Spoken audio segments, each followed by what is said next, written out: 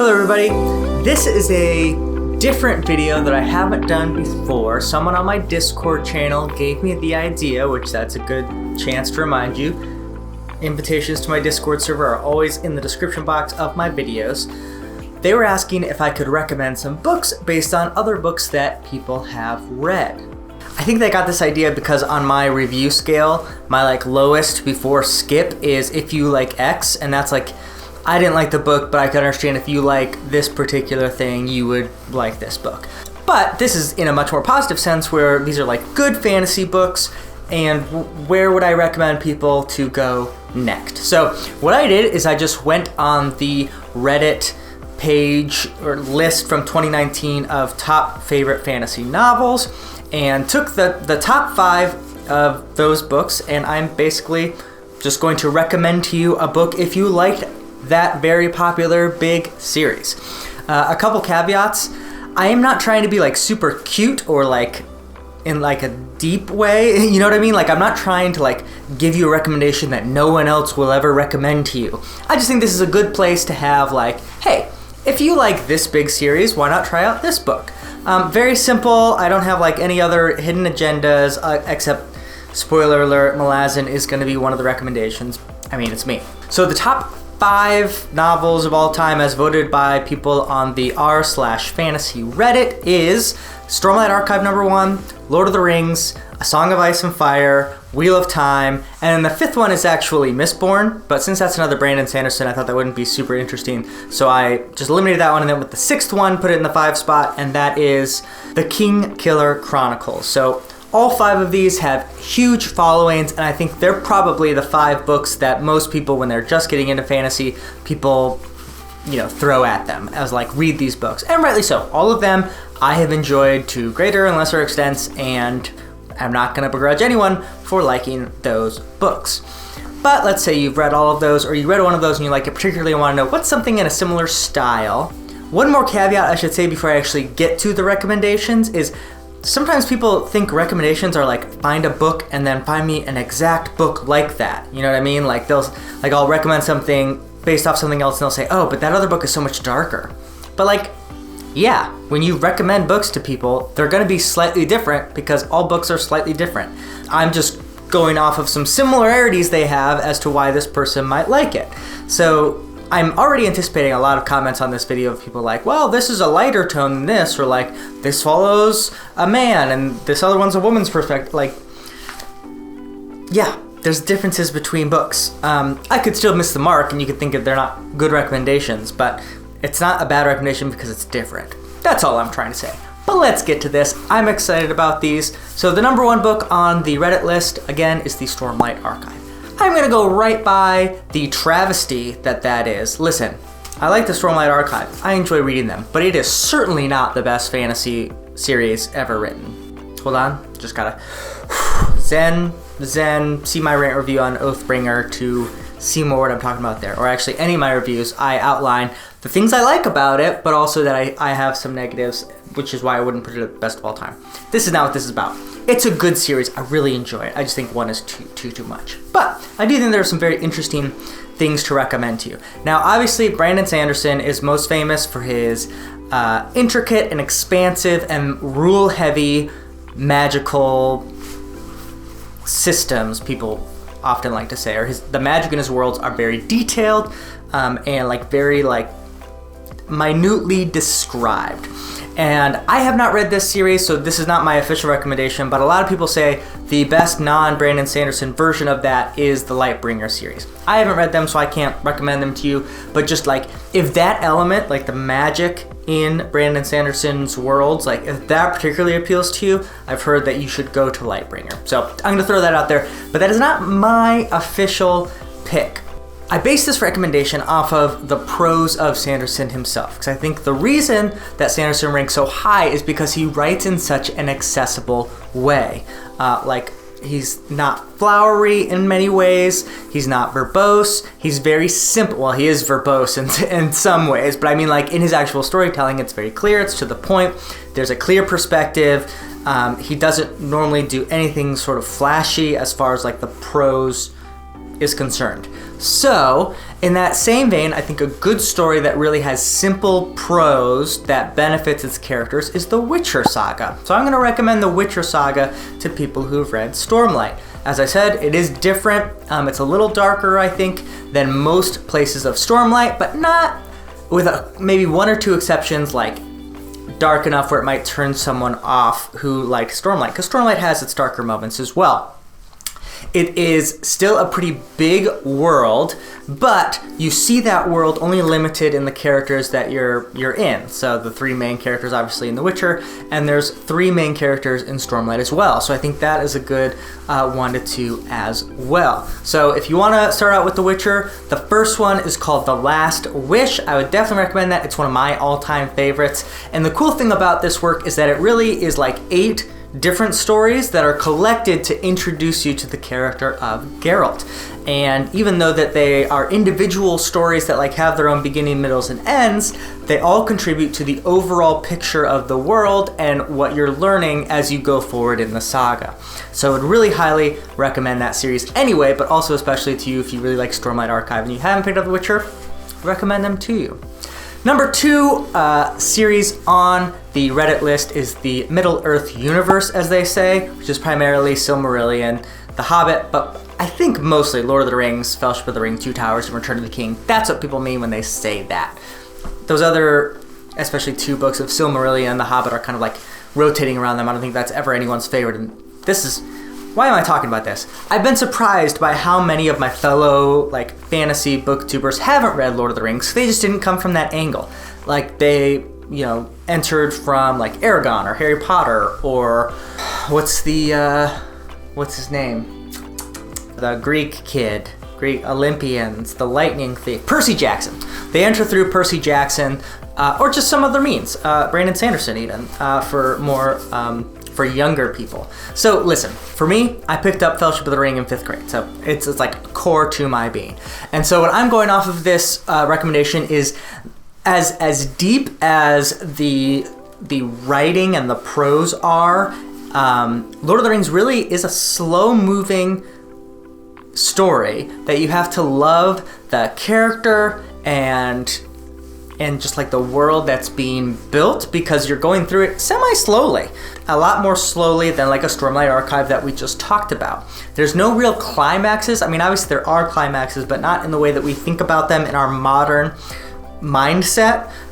There's just a story going on. And I think there is a great example of this in Tad Williams' writing. So my recommendation, if you really like Lord of the Rings, you're looking for something else like it, is to read the Memory, Sorrow, and Thorn trilogy by Tad Williams. It is similar in the way that it is a very slow-moving story. In the first Fellowship of the Ring, people are surprised to learn that Frodo doesn't even leave the Shire until like page 120, way further than people think, even people who've seen the movie.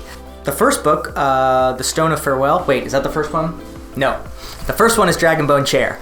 Similarly, in the first book, which is the Dragonbone Chair in this series, Simon, who's the main protagonist, doesn't even really do anything besides like his daily chores for about 150 pages. You're slowly getting to know him, the setting of where he is, and like slowly he becomes a hero. And even when he sets off, he's not like, this big guy with cool magical powers or anything like that. And so it's classic storytelling. It's slow, it's methodical, but it's this fun, magical world with mysteries in the past as well as in the future. And I really enjoy it. I think Williams is a beautiful writer. So I would recommend that for people who really like Lord of the Rings. Third, A Song of Ice and Fire, a series that I think is getting some flack now because no one liked the ending of the TV show, myself included, but everyone remember, the books are amazing. They're fantastic. The sprawling world of Westeros, these overlapping stories, nobles fighting, amazing political intrigue, and characters that you really fall in love with. So this has been difficult to try to figure out exactly where I want to recommend, because so many people recommend things based off of A Song of Ice and Fire. I'll link in the description. My friend Alan did this whole video that I think is hilarious, going through various fantasy books that on the cover reference Game of Thrones, and he's like, this is not like Game of Thrones at all. It's a very funny video, you should definitely check it out. An actual recommendation based on A Song of Ice and Fire that I am going to give is the Live Ship Traders trilogy by Robin Hobb. You knew out there that Robin Hobb is going to come into this because I love Robin Hobb. I think she's an amazing author. Live Ship Traders trilogy are phenomenal, and like A Song of Ice and Fire, have really, really powerful core characters that you're going to either love or really, really hate, or really, really be not sure if they're good or bad, but you're rooting for them in similar ways to characters like Jaime or Tywin Lannister or Tyrion or all these Littlefinger, these characters that are questionable but you love. And characters like Arya, who you're just cheering that she gets her chance, even though she kind of blew some. Anyway, I can go on and on, but I love that character depth. But also in the same way, there are these huge political machinations that are at play in the world that our characters are kind of controlling, but are also like in the throes of confusion because of that. On top of that, there's like some odd magic in the Game of Thrones world that sort of like slowly comes to the forefront. Same thing with Ship of Magic. There's one element, obviously the live ships, that's the name of the trilogy, that are part of it. But also there's other magic that's like slowly going to be revealed, and I think you'll really, really enjoy that. It's also multi-perspective, just like Game of Thrones, Song of Ice and Fire. So you're getting a lot of different character perspectives, and especially this, I think Song of Ice and Fire fans will love. That series, obviously, famously, is not completed yet. Live Ship Traders absolutely is. So definitely, once you finish that series, you're like, oh, I love this, but I want to know the end of the story. You will know the end of the Live Ship Traders trilogy. One more note, Robin Hobb's fantasy works, as you know, usually encompass the Realm of the Elderlings, this like mass meta series that involves a bunch of other little series. Live Ship Traders is a part of that and is chronologically sort of the second one in that long series. You don't have to read the first trilogy to read Live Ship Traders. People keep telling me you have to. I've now read enough to say, no, you don't. After Live Ship, you do need to read them in order, but the first two series you can read in either order. So if you've never read Robin Hobb before, feel free to pick up Live Ship Traders, the first book of which is Ship of Magic. It's fantastic. I think you're gonna love it. Oh, and one more thing I said, A Song of Ice and Fire obviously has like this spice and this like negativity, not negativity, but it's just like very adult. So is the Live Ship Traders trilogy. There's a lot of adult tropes, whether it's sexually, whether it's violence, whether it's pessimism, whether it's the philosophy that's included. You're gonna find that in the Live Ship Traders. So definitely would recommend that. The fourth best novel of all time, according to the Reddit list on r/fantasy, is The Wheel of Time. You guys know this, the massive 16-book, 14, 15, 16, something along those lines, series, started by Robert Jordan, finished by Brandon Sanderson.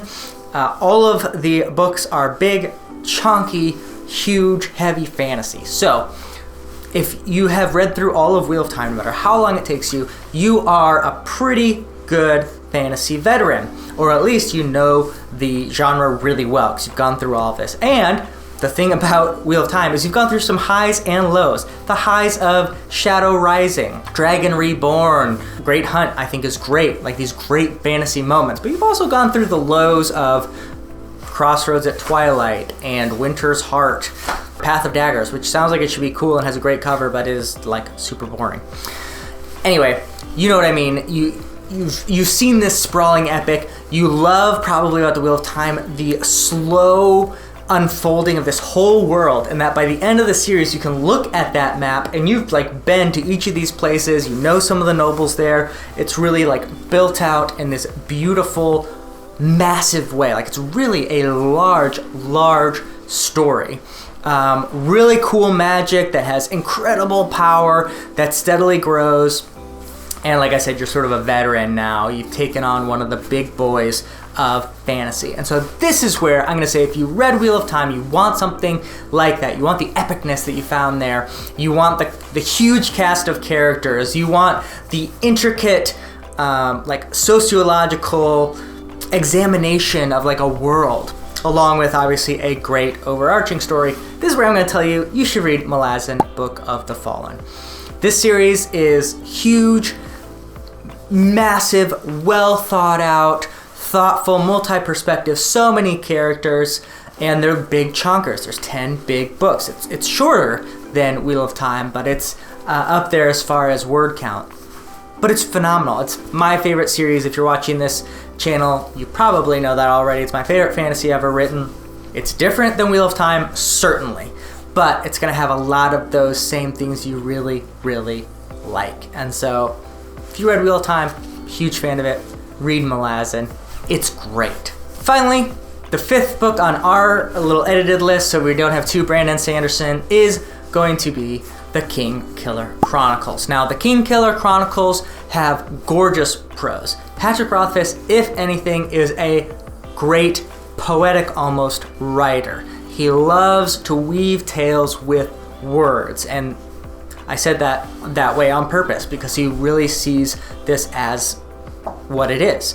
As you know, the Kingkiller Chronicles has a very loose meta-narrative. Mostly it's just kind of this main core character, Kvothe, what he does, why he does it, how his life goes. Like, it's so beautifully written and it's so interesting and fascinating, and slowly like this world unfolds, but you're always central to this main character. In many ways, the tale is told from a first-person perspective. And so, as I went through that, ticking all those boxes, but also being different enough to really give you a new and unique flavor, I would say another Robin Hobb book, and that is the Farseer trilogy. 3 books. Again, this one is finished and done, unlike Kingkiller, again, famously unfinished. So you're gonna get to the end of this story.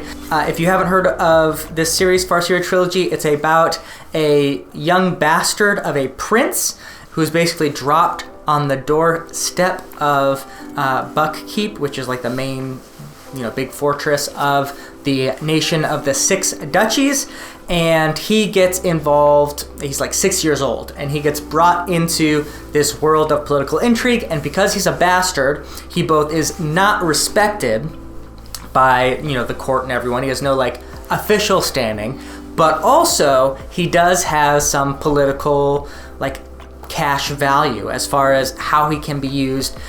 In a pinch, he could be an heir. He has the blood of royalty in him, and so there's all these things that are involved around him. There's some really cool magical elements thrown in there. There's also a very, very great animal companion that this young boy, Fitz Chivalry is his full name. Fitz is basically like what they call bastards. So Chivalry is his dad. His name is Fitz Chivalry. We just call him Fitz.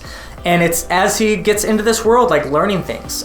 It's called Assassin's Apprentice because eventually he is used by the throne and the king as being an assassin, which is sort of more traditionally what bastards do. And I'm gonna leave it at that because so much stuff happens. There's kind of an overarching story like Kingkiller Chronicles, but not really. It's mainly just this core character Fitz, and you see what happens to him as the world around him unfolds, as he grows up, as he seeks to live his life how he wants to live it. And so I think you're gonna love it. And again, that's the first series in the Realm of the Elderling, so there's a lot more to read if you really enjoy it. And also it's completed, which is something that Kingkiller Chronicle fans, I think, will really enjoy. So there it is. Those are my going through the top 5 fantasy series that most people have read and recommending something else on top of that. Let me know what you think of my recommendations down below. Do you want me to do more videos like this with other major popular series?